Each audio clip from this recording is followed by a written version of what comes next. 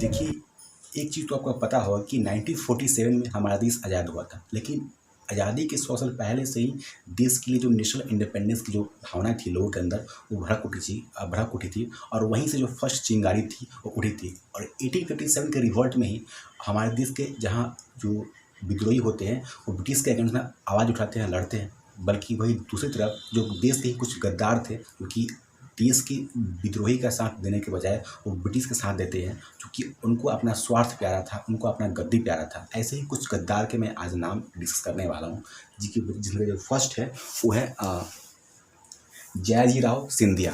अब जयाजीराव जो सिंधिया थे वो कैसे गद्दारी किया उन्होंने, थोड़ा इस पर चर्चा कर लेते हैं। देखिए, जो जयाजीराव सिंधिया थे वो कौन थे, सबसे पहले इससे बात करते हैं। जो जयाजीराव सिंधिया थे वो मराठा साम्राज्य के एक सिंधिया के राजवंश थे, उनके महाराजा थे और वहीं से वो 1761 में वो महाराजा बने थे। लेकिन 1803 आते थे क्या होता है कि ब्रिटिश और मराठा के बीच में वॉर छिड़ जाता है, जिसको बोलते हैं हम एंग्लो मराठा वॉर। क्या बोलते हैं? Anglo Maratha war. और ऐसे में क्या होता है कि जो ब्रिटिश होते हैं वो मराठा को हरा देते हैं और वहीं से जो सिंधिया को एज ए अलायंस रहना पड़ता है ब्रिटिश के साथ। अब होता क्या है कि एक तरफ तो जो विद्रोही थे वो ब्रिटिश के अगेंस्ट में आवाज़ उठा रहे थे, वो ग्वालियर पर कब्जा करना चाहते थे और इसके लिए अलग अलग जगहों से जो विद्रोही होते हैं, जो सिपाही विद्रोही होते हैं, वो झांसी की रानी और तात्या टोपे के लीडरशिप के अंतर्गत वो ब्रिटिश के अगेंस्ट में वो लड़ने के लिए आगे बढ़ते हैं। ऐसे में जो सिंधिया होते हैं वो सबसे पहले तो जो झांसी की रानी होती हैं और जो तात्या टोपे होते हैं वो पहली बार वो पत्र लिखते हैं, क्योंकि उस समय जो महाराजा थे वो जयाजीराव सिंधिया ही थे उस साम्राज्य के। तो ऐसे में उनको पत्र लिखा जाता है और वहाँ पे क्या होता है कि डिमांड की जाता है कि वो मराठा को बचाए और ब्रिटिश को भगाए, नारा भी दिया जाता है। लेकिन जो सिंधिया होते हैं वो विद्रोहियों को सपोर्ट करने के बजाय वो उनका अपोज करते हैं, उनका साथ नहीं देते हैं और साथ ही वो अपनी सेनाएं भेजते हैं, जिससे जो विद्रोही है उनको दबाया जा सके, उनको पीछे हटाया जा सके। लेकिन फिर भी जो विद्रोही थे वो नहीं मानते हैं, वो आगे बढ़ते हैं। और ऐसे में क्या होता है कि जो ब्रिटिशर्स थे वो भी परेशान थे, वो भी चाहते थे कि कैसे भी करके इस विद्रोह को दबाया जा सके। जो विद्रोह था काफ़ी ज़्यादा तेज हो रहा था, दिल्ली तक आगे बढ़ चुका था, दिल्ली में आगे आगे ऐसे बढ़ चुका था और नॉर्थन पार्ट में भी वो आगे बढ़ रहा था। ऐसे में एक ब्रिटिश जो थे उनको एक खुफिया जानकारी की नीड थी, जिससे क्या होता है कि वो अंदर की जानकारी इकट्ठा करके उनके लड़ने की जो रणनीति थी उनका इकट्ठा करके वो उनको हराया जा सके।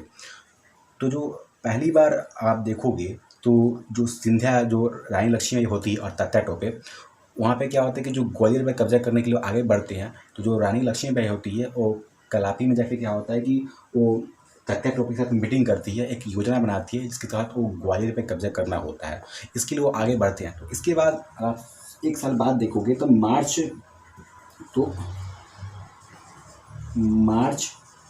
1858 को पहली बार जो उस समय के जो ब्रिटिश कमांडर थे ह्यूज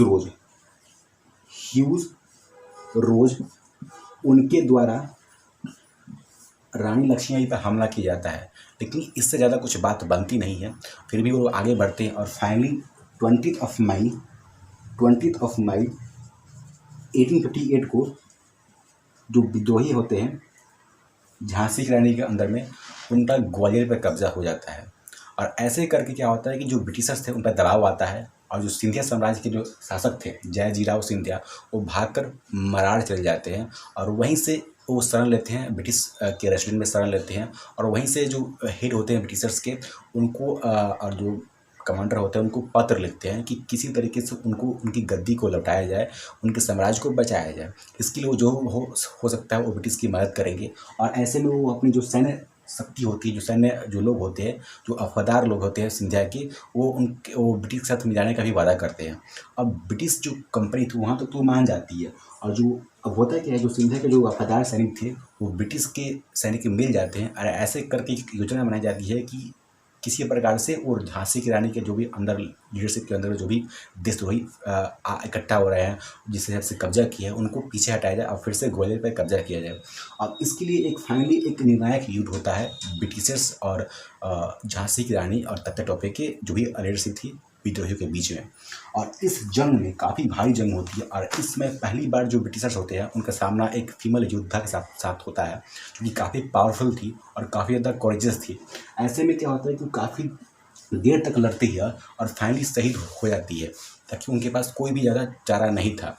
और इसके बाद जो सिंधिया थे वो और जो ये शासक थे वो फाइनली वो कब्जा करने में ग्वालियर को सफल हो पाते हैं। लेकिन अगर आप देखोगे तो वहीं से जो डेट था 20 ऑफ जून 1858 को जो ब्रिटिशर्स होते हैं वो ग्वालियर पर कब्जा कर लेते हैं। लेकिन उसके एक साल बाद अप्रैल 1859 में जो सिंधिया होते हैं ना सिर्फ ब्रिटिशर्स का साथ देते हैं झांसी की रानी और तात्या टोपे के अगेंस्ट में, जबकि जो तात्या टोपे होते हैं उस समय बच जाते हैं, तो उनको ये पकड़वा के फांसी की सज़ा दिलवाने तक उनका साथ देते हैं। तो ऐसे में जो वीर सावरकर होते हैं वो अपनी किताब the first war of independence में सिंधिया को गद्दार बताते हुए वो बताते हैं, वो लिखते हैं किस हिसाब से एक राजा जो कि अपने लालच के लिए, अपने स्वार्थ के लिए देश के मिट्टी से, देश की गरिमा से गद्दारी करता है, जो कि गद्दार के लायक है। और इसके बाद एक और गद्दार के बारे में बात करूं तो वो थे हैदराबाद के निज़ाम खान। अब हैदराबाद के निज़ाम कौन थे? हैदराबाद के निज़ाम कौन थे? तो हैदराबाद के निज़ाम उस समय काफ़ी पावरफुल थे।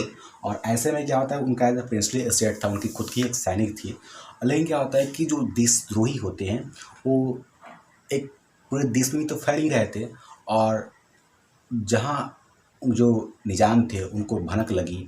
एक तरह से पहले तो वो एक सब्सिडरी अलायंस के तहत वो ब्रिटिश के साथ मिले हुए थे और एक ट्रीटी भी साइन हुआ था उनके साथ, जो लॉर्ड वेल्सेली था। तो ट्रीटी का नाम था लॉर्ड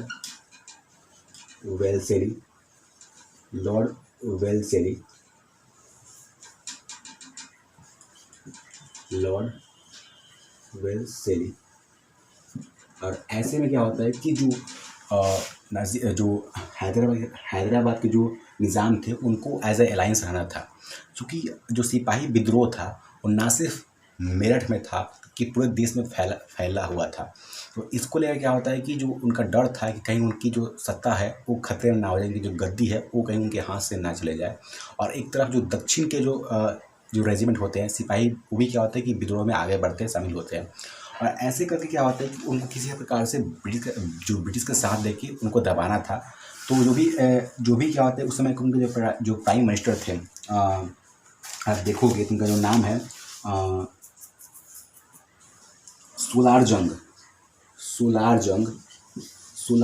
उस समय के वहाँ के जो प्राइम मिनिस्टर थे वो क्या करते हैं कि इन्फेंट्री से कैवलरी से क्या करते हैं, वो जो सिपाही विद्रोह है उसको दबाने का प्रयास करते हैं। और यहाँ सब फुल सपोर्ट करते हैं ब्रिटिश आर्मी को, जिससे वो क्या होता है कि वो ब्रिटिश जो भी देश के अंदर जो विद्रोह हो रहा है उनको दबाया जा सके। और ऐसे करके क्या होता है कि वो गद्दारी करते हैं देश की गरिमा के साथ, तो ये भी गद्दार हुए। और इसके बाद जो थर्ड जो मेजर के आप देखोगे तो वो थे गुलाब सिंह। वो थे डोगरा गुलाब सिंह, कश्मीर के डोगरा गुलाब सिंह। अब इनका भी एक तरह से जो हिस्ट्री है वो काफ़ी इम्पोर्टेंट है, और कैसे इनकी जो भूमिका है ब्रिटिश के साथ वो काफ़ी गद्दारी वाली थी। अब देखोगे तो 1846 में क्या होता है कि एक ये ट्रीटी साइन करते हैं जिसका नाम था अमृत ट्रीटी साइन करते हैं, जिसके तहत वो कश्मीर को 75 लाख में ब्रिटिश के साथ खरीद लेते हैं। और उसके बाद क्या होता है कि जब देश में विद्रोह हो रहा था, लोग जो थे वो पंजाब से कश्मीर की तरफ बढ़ रहे थे, तो उनको डर सताने लगा कहीं उनकी जो राजशाही है, जो उनकी जो गद्दी है वो खतरे में ना हो जाए। और इससे क्या होता है कि वो जो ब्रिटिशर्स थे, जो देशद्रोही थे, उनको भी उनसे प्रोटेक्ट करना था। ऐसे में उनको पता था कि क्या होता है कि चूँकि उस समय ब्रिटिश काफ़ी पावरफुल थे, तो वो ज़्यादा खून खराबा नहीं चाहते थे, और ऐसे में वो ब्रिटिश के साथ मिलना चाहते थे। और होता क्या है कि जो जब देशद्रोही आगे बढ़ते हैं तो क्या होता है कि उनको क्या होता है किसी प्रकार से रोकना था। तो पहले तो कई सारे प्रयास करते हैं और उनको लग गया था कि उनकी जो गद्दी है, जो रियासत है, उन पर सवाल उठेगा। इसके लिए क्या होता है कि वो ब्रिटिश के साथ देते हैं। ऐसे में क्या होता है कि उस समय जो उनकी डेथ होती है तो बाद में जो उनकी कमान होती है उनके पुत्र रणबीर सिंह के पास जाता है, और जो रणबीर सिंह होते हैं वो अपने कमान में जो जम्मू कश्मीर का प्रिंसली स्टेट था वो इसके साथ ही राणा रणजीत सिंह कुछ उत्तराधिकारी सेकेंड नोबल्स जिन्होंने खुल के 1849 में वो ब्रिटिश का साथ देते हैं, तो ब्रिटिश का साथ देते हैं। और ऐसे में जो खास कर आप देखोगे तो पटियाला के जो महाराजा थे,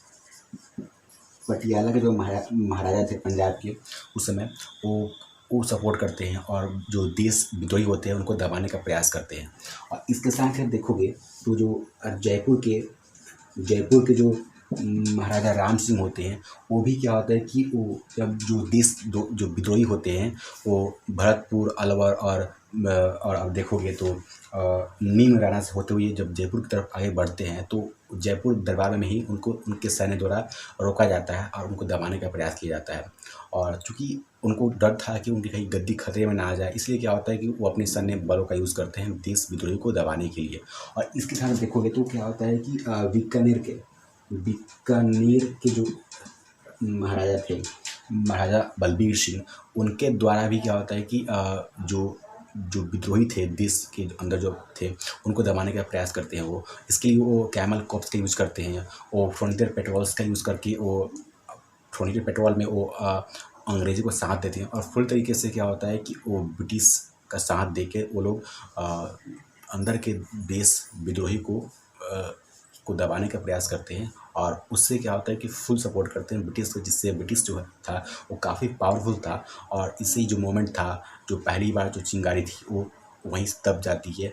और चूँकि लैक ऑफ यूनिटी था तो ज़्यादा कुछ हो नहीं पाया था, लेकिन पहली बार जो ये चिंगारी था उठी थी। और यहीं से बार बार क्या होता है कि जो फ्रीडम फाइटर्स थे वो लगातार प्रयास करते रहे। और फाइनली क्या होता है काफ़ी प्रयासों के बाद जो आज़ादी थी और 100 साल बाद 1947 में मिली जाके। देखिए इस समय जो एक तरह से यूनिटी का भंग होना, हमारे राजाओं में एक तरह से मेडिवल इंडिया की जो सोच थी वो बैठे रहना, राजशाही की सोच बैठे रहना, जिससे क्या होता है कि उनका सबसे पहले अपना गद्दी प्यारा था। शायद इसी वजह से क्या होता है कि वो देश के विद्रोहियों का और जो योद्धाओं का सम्मान ना करके, उनका साथ ना देकर वो ब्रिटिश साथ अलायंस कर दिया और उनका साथ देते हैं अपनी गद्दी बचाने के लिए। तो ये था आज का वीडियो। आई होप आप लोगों को वीडियो अच्छा लगा। तो नेक्स्ट वीडियो किस टॉपिक चाहिए कमेंट बॉक्स में जरूर से बता देना। और चैनल से जुड़े रहने के लिए इस चैनल को सब्सक्राइब जरूर से कर दीजिएगा। तब तक के लिए मिलते हैं ऐसे ही नेक्स्ट वीडियो के साथ। Thank you. जय हिंद।